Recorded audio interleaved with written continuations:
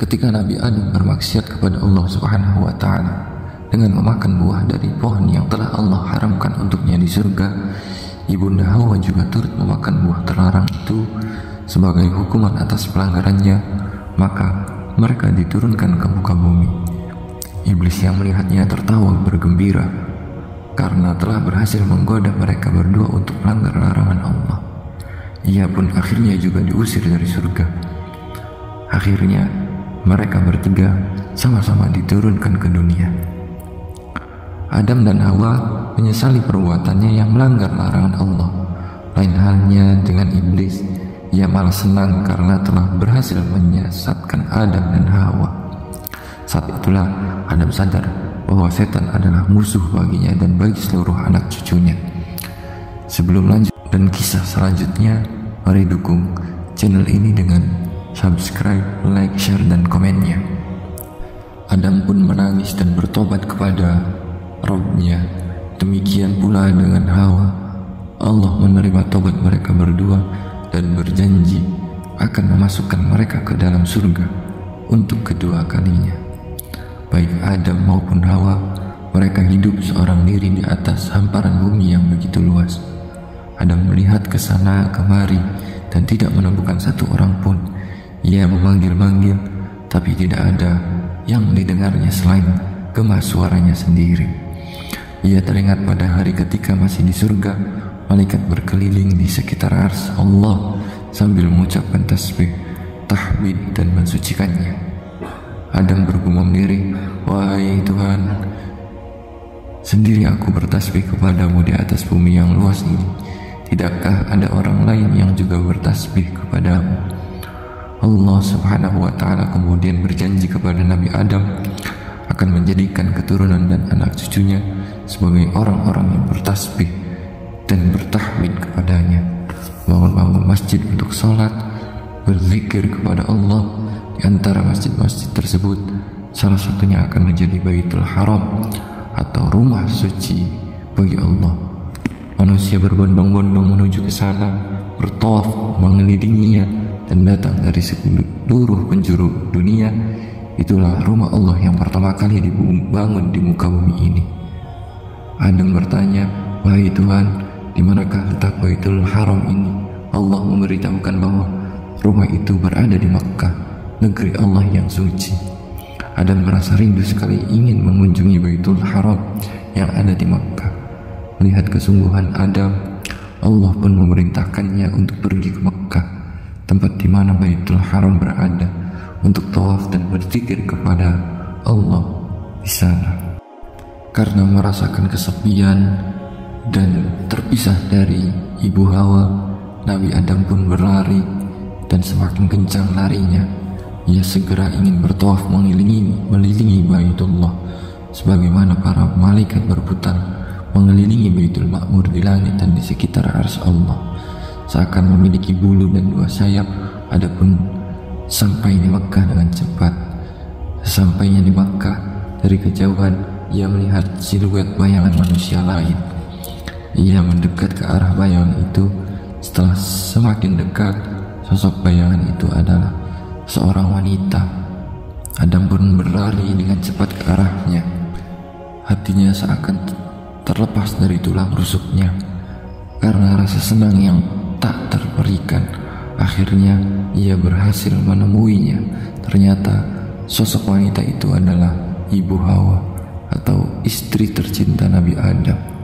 Pertemuan Nabi Adam dan ibu Hawa terjadi di Mekkah, di puncak sebuah bukit.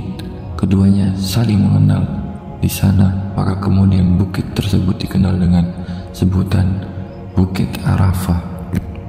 Adam dan Hawa kemudian pergi ke Baitul Haram di Mekkah. Mereka mendapatinya masih dalam bentuk sebuah batu mutiara. Adam dan Hawa lantas bertawaf mengelilinginya dan memperbanyak zikir kepada Allah. Setelah itu mereka memulai perjalanan untuk kembali ke India, tempat di mana Adam diturunkan dari surga. Ketika Nabi Adam bertemu dengan ibu Hawa, yang dirasakan oleh Nabi Adam, perjalanan yang ia lalui sangat menyenangkan. Nabi Adam merasa sangat bahagia karena Allah telah menerima taubatnya. Akan tetapi kehidupan dunia adalah kehidupan yang melelahkan, dan kehidupan melelahkan itu telah dimulai. Jika sebelumnya ketika masih di surga, Adam dan Hawa tidak pernah mengenal yang namanya lapar dan dahaga, maka di bumi lapar dan dahaga adalah naluri perut manusia. Adam dan Hawa merasakan perut mereka sakit sekali. Adam sampai tidak bisa berjalan, bahkan tidak bisa tidur. Kepalanya seakan berputar dan kedua matanya tidak lagi dapat melihat dengan baik. Malaikat Jibril pun turun, dan Adam mengeluhkan apa yang ia rasakan itu kepada malaikat Jibril. Jibril pun menjelaskan, itu namanya lapar Adam. Adam bertanya keheranan, lapar? Lantas apa yang mesti aku perbuat? Jibril menjawab, berdoalah kepada Allah agar berkenan memberimu makan dan mengenyangkanmu. Seketika air mata Adam menetes di kedua pipinya. Ia teringat kembali dirinya di dalam surga, dapat makan buah dari pohon-pohon yang ada di sana dan meminum airnya. Duhai kenikmatan yang telah hilang, duhai kebahagiaan yang telah lenyap dan berlalu. Adam pun berdoa kepada Allah, begitu juga dengan Hawa. Suara perutnya yang lapar itu tidak juga mau berhenti, bahkan semakin keras dan terdengar jelas, hingga rasa lapar itu seakan berubah menjadi pembunuh yang hendak mencabut nyawa Adam dan Hawa. Mereka pun kembali semakin bersungguh-sungguh dalam berdoa dan mengiba kepada Allah Subhanahu wa Ta'ala. Setelah Nabi Adam berdoa kepada Allah, malaikat Jibril pun turun dengan membawa beberapa butir biji gandum. Ia kemudian berkata kepada Adam setelah meletakkan biji tersebut di tangannya, ini makananmu, wahai Adam. Inilah makanan yang telah mengeluarkanmu dari surga. Adam begitu gembira, ia berkata, bolehkah aku memakannya sekarang? Jibril pun menjawab, tidak, Adam, tapi tanamlah biji itu terlebih dahulu di tanah. Adam pun menaburkan biji gandum tersebut di tanah, dan seketika itu juga Allah menumbuhkannya. Adam senang dan berkata kepada Jibril, bolehkah aku memakannya sekarang, wahai Jibril? Jibril menjawab, nanti dulu Adam, panenlah gandum itu terlebih dahulu. Adam pun berkata kembali, bagaimana cara memanennya?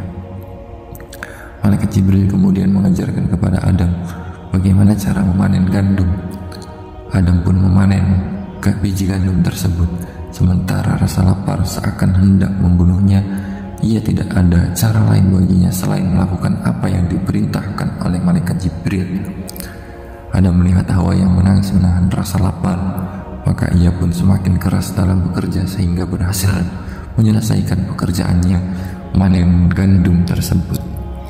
Ia kemudian memuji Rabb-nya, selalu berkata kepada Jibril, sekarang aku dan Hawa sudah boleh memakannya kan? Jibril menjawab, belum, kupaslah kulit gandum itu terlebih dahulu. Adam menjawab, sementara rasa lapar telah nyaris membunuhnya, bagaimana cara mengupasnya?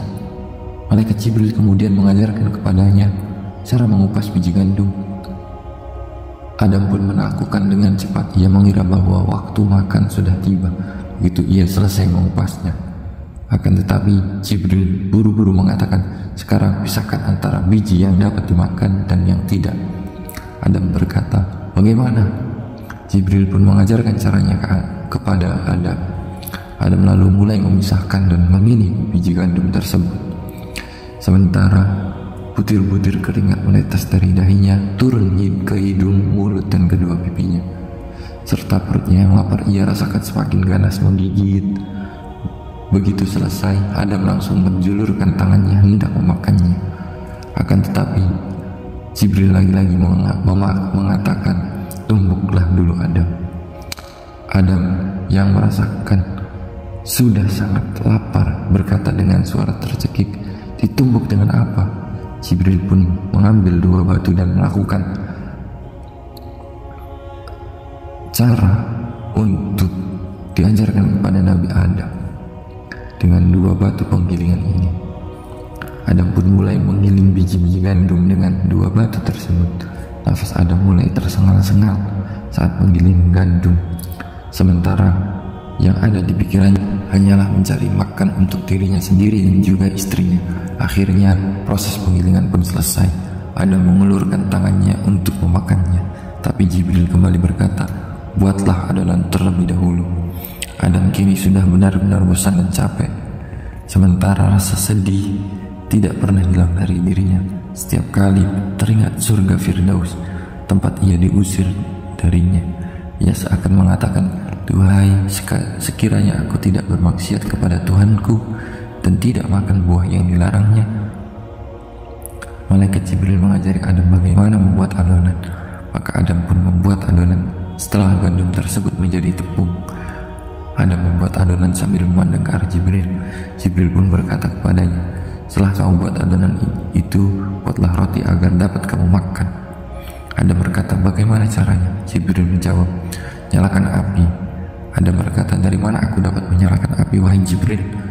Jibril menjawab, kumpulkan dahan dan ranting pohon yang kering. Adam pun melakukan dan membawanya ke hadapan Jibril. Lalu malaikat Jibril mengambil 2 batu, kemudian memukulkan keduanya hingga memercikan bunga api hingga membakar dahan dan ranting kering tersebut. Ketika Adam meletakkan adonan yang hendak dibuat roti di atas api tersebut, tiba-tiba ia terkena sengatan api hingga merasakan kesakitan dan berteriak, mengaduh, aduh. Jibril pun berkata, Adam, kau telah bermaksiat kepada Allah, karenanya api itu menyengatmu. Adonan sudah menjadi roti. Adam kemudian membawanya, sementara butir-butir keringatnya yang menetes hampir saja dapat memadamkan api karena begitu derasnya. Rasa lapar itu juga hampir membunuhnya dan air mata juga begitu deras mengalir karena perasaan sedih yang begitu mendalam akibat dikeluarkan dari surga. Proses pembuatan roti ini sudah selesai.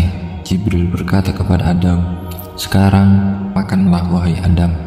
Adam lantas membawa roti itu ke Hawa dan keduanya pun memakan roti tersebut. Setelah keduanya makan, rasa lapar pun lenyap. Ketika rasa lapar itu sudah hilang, keduanya kembali teringat makanan surga yang begitu membangkitkan selera makan. Keduanya juga teringat kembali perintah Allah untuk tidak memakan buah dari pohon itu. Keduanya teringat detik-detik terakhir mereka diusir dari surga. Keduanya pun menangis. Tangisan keduanya semakin menjadi. Hari-hari nan bahagia dan penuh kesenangan di surga itu kini telah berakhir dan berganti dengan hari-hari penuh derita di dunia. Keduanya tidak mungkin kembali lagi ke surga kecuali setelah meninggal dunia. Sungguh waktu yang sangat panjang. Betapa keras kehidupan dunia bila dibandingkan dengan kehidupan di surga. Begitulah kiranya kondisi Adam dan Hawa. Keduanya beraktivitas di alam yang sepi lagi luas ini, berjuang keras tanpa ada orang lain yang membantu dan menolong. Allah kemudian menurunkan ajaran dan syariat kepada Adam. Kehamilan pertama di bumi. Pada waktu itu Adam bertanya-tanya, aku dan Hawa hanya hidup berdua dan tidak ada seorang pun selain kami. Lantas untuk siapa syariat dan ajaran itu ditunjukkan? Adam teringat bahwa Allah pernah berjanji kepadanya akan menjadikan anak cucunya memenuhi bumi. Untuk itu ia menunggu-nunggu kapan ia diberi keturunan. Hawa kemudian hamil dan betapa senang hati Adam karena ia akan menjadi seorang ayah. Sementara Hawa mengalami kesakitan seperti yang dialami wanita hamil pada umumnya, yaitu berupa rasa letih dan nyeri. Beberapa kali ia hampir meninggal dunia sebelum melahirkan janin yang ada di dalam kandungannya. Sampai akhirnya saat-saat yang ditunggu-tunggu itu pun tiba. Hawa melahirkan anak yang dikandungnya. Allah mengaruniakan kepadanya anak kembar, laki-laki dan perempuan. Adam menatap lekat kedua anaknya. Ia kemudian menamai yang laki-laki dengan nama Qabil dan yang perempuan dengan nama Iklimiyah. Ia adalah seorang perempuan yang cantik dan mempesona. Siapapun yang memandang wajahnya tidak akan pernah merasa bosan melihat kecantikannya. Beberapa bulan kemudian Hawa mengandung lagi. Berkali-kali ia kembali merasakan sakitnya mengandung. sampai datang waktu melahirkan. Anak yang ia lahirkan laki-laki kembar, laki-laki dan perempuan. Yang laki-laki dinamai Habil dan yang perempuan dinamai Labuda. Keempat anak tersebut kemudian tumbuh bersama-sama dalam keadaan Adam dan asuhan ibunda yang begitu penyayang, yaitu Ibu Hawa. Iklimnya lebih cantik dan lebih aktif daripada Labuda, namun hal itu sama sekali tidak mengusik Adam yang mencintai semua anak-anaknya dengan sama rata tanpa pilih kasih. Setelah anak-anaknya tumbuh besar, mereka pun membantu Adam melaksanakan pekerjaannya. Qabil memilih bidang pertanian. Ia menggarap sawah, menanaminya dan merawatnya agar tanaman tumbuh dengan baik supaya dapat dipanen dan hasilnya untuk makan keluarga. Habil memilih bidang peternakan. Ia menggembalakan kambing dan hewan ternak lainnya di padang rumput yang luas. Air susunya dapat mereka minum, dagingnya dapat mereka makan, dan bulu-bulunya dapat mereka jadikan sebagai perabot rumah tangga, pakaian, atau sebagai penutup. Adapun Iklimia dan Labuda, mereka berdua tinggal di rumah membantu Hawa menyelesaikan tugas-tugas sebagai ibu rumah tangga. Suatu hari, saat senja mulai hilang di ufuk barat, seluruh anggota keluarga berkumpul di ruang makan. Semua orang mulai menyantap makanan masing-masing kecuali Habil dan Qabil. Mereka justru sibuk mencuri-curi pandang ke arah si cantik Iklimia. Tatapan mereka yang mencuri-curi pandang akhirnya diketahui oleh Iklimia. Adam menyadari hal itu. Ia merasa Qabil dan Habil kini sudah dewasa dan pantas untuk menikah. Ia juga berkewajiban untuk menikahkan keduanya. Akan tetapi karena di muka bumi ini tidak ada yang orang lain selain mereka, maka syariat dan ajaran agama Nabi Adam memperbolehkan menikahkan saudara laki-laki dengan saudara perempuannya sendiri, dengan syarat menikahkan dengan saudari yang bukan kembarannya. Dengan begitu berarti Qabil menikah dengan Labuda, saudari kembar Habil, sedangkan Habil menikah dengan si cantik Iklimia, saudari kembar Qabil. Ketika Adam berniat menyampaikan rencana pernikahan itu kepada kedua putranya setelah selesai makan, setelah Adam dan anak-anak selesai makan, ia berkata sembari tersenyum pada keduanya, "Sudah tiba waktunya kami melihat anak-anakku bersama cucu-cucuku. Untuk itu menikahlah kalian berdua, wahai Qabil dan Habil." Mendengar ucapan Adam, keduanya pun merasa senang. Di lain pihak, kedua anak perempuan Adam tersipu malu hingga wajah keduanya merona. Adam kemudian melanjutkan perkataannya, "Qabil, menikahlah kamu dengan Labuda, dan Habil, menikahlah kamu dengan Iklimia." Semua yang hadir saat itu pun bersuka cita kecuali Qabil yang berteriak marah, "Tidak, Habil tak akan menikah dengan Iklimia. Iklimia itu punyaku, dan aku lebih berhak menikahi daripada Habil." Adam lalu menenangkan putranya yang marah. Ia berkata, "Qabil, sesungguhnya Allah telah mengharamkan Iklimia atas kamu. Iklimia hanya boleh dinikahi oleh Habil. Untuk itu taatilah perintahnya." Qabil berkata, "Tidak, aku hanya akan menuruti diriku sendiri. Iklimia buat Qabil, bukan buat Habil. Qabil harus menikah dengan Labuda." Itulah yang membuat Qabil merasakan ada api berkobar dalam dada dan hatinya. Ia kemudian memandang Iklimia yang saat itu terlihat jauh lebih cantik daripada biasanya. Ia seperti mentari yang menyinari gelapnya malam. Qabil sama sekali tidak sadar bahwa musuhnya lah yang telah menyalakan api itu dalam dadanya dan hatinya, yaitu adalah setan. Qabil keluar rumah dengan memendam amarah yang menyesakkan dada. Ia berjalan dengan kepala tertunduk, langkahnya gontai tak tentu arah. Ia tidak tahu hendak pergi kemana. Dalam pikirannya hanya ada Iklimia, Iklimia, dan Iklimia. Setan melihat Qabil sebagai sasaran empuk. Ia menggodanya dan menyusup ke dalam relung hatinya seraya berbisik, "Habil, Adam lebih mencintai dia daripada kamu. Ayahmu akan menikahkan Habil dengan si cantik Iklimia dan menyisakan untukmu si jelek Labuda." Setan menambahi api permusuhan dan mengobarkannya. Ia kembali membisiki Qabil, "Habil, pengembala yang tidak perlu susah payah untuk menyelesaikan pekerjaannya, berhasil mendapatkan Iklimia. Padahal kamu, wahai Qabil, seorang petani yang harus bangun pagi-pagi untuk merawat tanah, membajaknya, memanen tanamannya, mengupas dan memilihnya. Setelah semua yang telah kamu lakukan, kamu hanya menikah dengan lampu dasi jelek. Ini benar-benar tidak adil. Qabil lupa bahwa semua pekerjaan pasti melelahkan. Pengembala kambing juga telah mengembalakan kambingnya, sebab dialah yang harus menjaganya dari segala ancaman serigala, mengobati bila ada yang sakit, memberi makan dan minum, serta memeliharanya. Akan tetapi bisikan nafsu sudah sedemikian kuat menguasai Qabil. Ia bahkan bersumpah, apapun yang terjadi, iklimnya harus menjadi miliknya. Qabil pun kembali ke rumah dan mendapati kedua orang tuanya terjaga dengan wajah yang dipenuhi roman kesedihan. Sungguh, setan telah mempengaruhi anaknya. Padahal Adam sama-sama mencintai Qabil dan Habil tanpa membedakan satu sama lain. Adam berkata, "Hai Qabil, persembahkan kurban atau apapun dari hasil tanamanmu untuk Allah." Habil pun juga akan mempersembahkan hewan kurban dari kambing yang ia gembalakan. Siapapun yang diterima persembahannya, ia yang berhak menjadi suami iklimnya. Kemudian keduanya menerima perintah tersebut dan bersiap-siap mempersembahkan kurban masing-masing kepada Allah. Adapun Adam, karena waktu untuk ibadah haji telah tiba, ia pun pergi ke Ka'bah untuk melaksanakan tawaf di sana. Ia meninggalkan negeri India menuju Mekkah. Ketika dua bersaudara tersebut, Qabil dan Habil, menyiapkan diri masing-masing untuk mempersembahkan kurban untuk Allah. Adapun tanda-tanda Allah menerima kurban seseorang ialah kurban tersebut dilahap oleh api berwarna putih yang turun dari langit.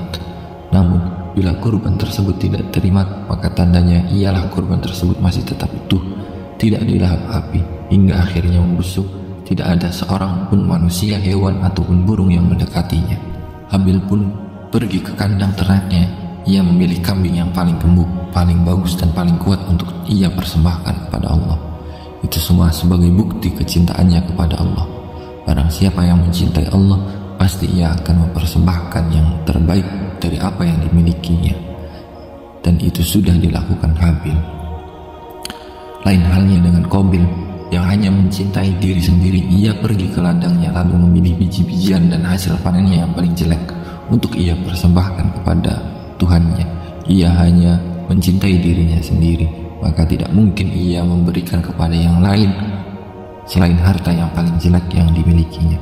Qabil dan Habil lantas meletakkan kurban masing-masing di atas puncak gunung untuk kemudian menanti putusan Allah terhadap keduanya. Waktu pun terus berlalu.